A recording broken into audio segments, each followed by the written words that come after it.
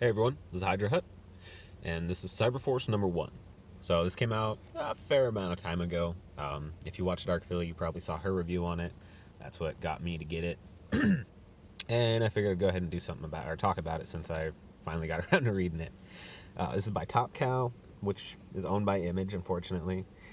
Top Cow themselves, though, are a pretty decent company. At least how they handle themselves online. They do promote a lot of stupid nonsense that's pointless, but they also produce a lot of cheesecake, which I can appreciate. This is written by Marc Silvestri, who's a great writer. I think most people are probably familiar with him. Oh, I'm sorry. It's created by Marc Silvestri. It's actually written by Matt Hawkins and Brian Hill, who I know I've seen Hawkins on something, but I can't remember what. Art's by Attilio Rojo and Troy Pateri lettered it. So I don't know who this person's going to be. I didn't see them pop up. But otherwise, most of these people make some sort of appearance. Her hair is quite a bit different. Let's go ahead and jump in. So I will say, start off, this is very good. I liked it. I recommend it. If you haven't read it yet, you should just go out and get it, because this review will probably have some spoilers. Yeah, you know what? It's definitely going to have some spoilers, because I'm just not careful enough not to spoil some things sometimes. So, if you haven't watched it, or if you haven't read it and you're scared about something getting spoiled, go ahead and walk on now. You can come back and check it out, see if you agree with me after you've read it. I'll be here. So, all right, we're getting started. We start off in Cupertino, California, 7 days ago. Mr. Stryker, you're awake. Good. I need to ask you, do you remember what happened in Cupertino? So, this is essentially a narrative monologue. It has nothing to do with this scene right here, except for the fact that we're looking at this Cupertino place. This person here is probably going to be our main antagonist through the whole series. I'm assuming it's a woman, but they don't actually specify in any way, shape, or form. But they're viewing this Cupertino, California. Is that really a place in California? I mean, I live like right over the border from California, and I have no idea what goes on in that cesspool of a state. Sorry if you live in California, but it's not your fault. And not entirely your fault. Your politicians are vile, evil, reprehensible people. Let's get back to the story. So, this person is obsessed with saving the world by destroying the world, which honestly is kind of turning into a tired trope. But at the same time, if you do it well enough, you kind of just look past that, and they do a pretty good job of it. Most of the art in this book is great. This pyramid has not got the best depth to it. I'd say they need a little bit of perspective work. I can't really comment because my perspective is shit.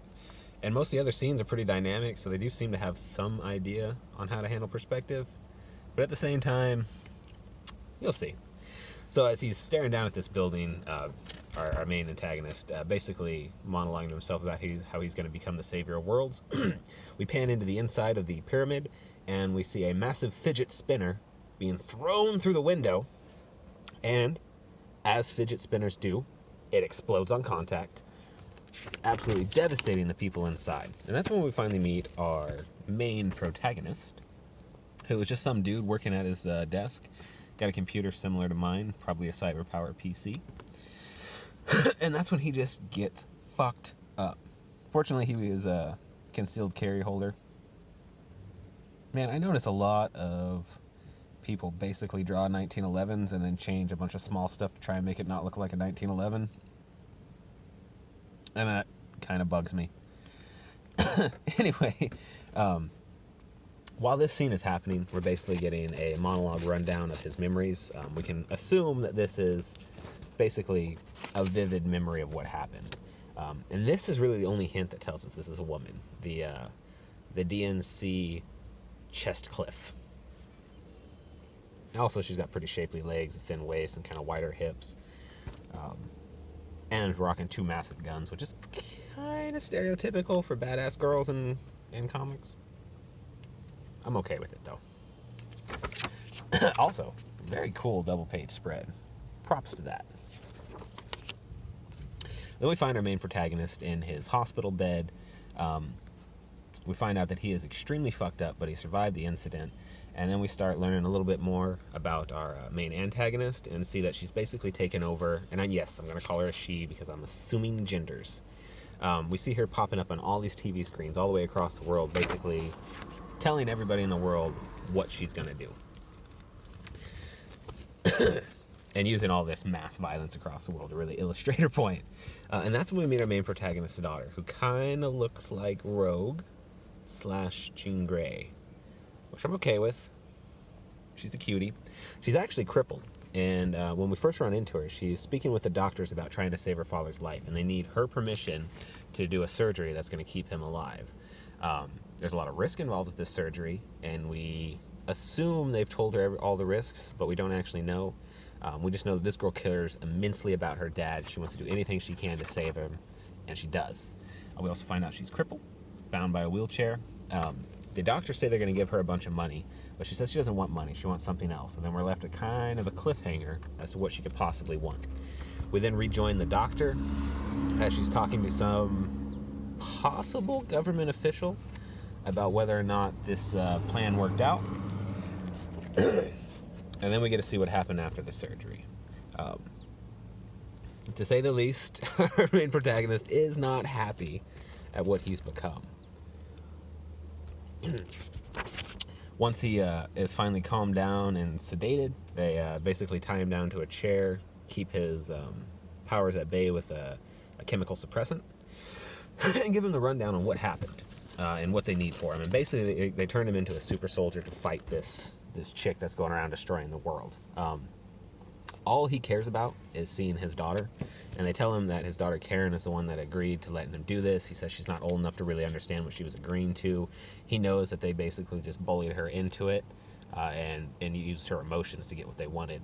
And all he wants to do is see his daughter, but they refuse to let him until he basically learns to control himself and agree to be their pet weapon. And that's both illustrated in the writing as well as in the character's expressions. He's absolutely crushed that he can't see his daughter. And after a week of training and giving in, he's finally allowed to see her again. She's extremely worried that he's going to be disappointed in her or mad at her, but all he really cares about is that she's safe. He's upset that they forced her into making that decision, but not upset with her, which is good. They do a good job at showing quality parenting. He's not blaming her or taking the blame. He's just expressing why the whole situation is bad without castigating her in it. I'm a fan of his parenting, to be completely honest. And then that's when we find out, in his case, the worst of it. Instead of taking money, she actually had the same procedure done to her so that she could walk. She apologizes. And again, he expresses that he's not mad at or disappointed in her. He's mad at them, especially since being like him, they now own them both. And that's where we end this issue. Very solid ending. Very good first issue. Have every intention of keeping up with this, and I highly recommend it to everybody. Also, if you want probably a little bit better review, check out Dark Philly. Hail Hydra Bay, guys. Oh, I'm sorry. Hail Hydra Baby. Have a good one.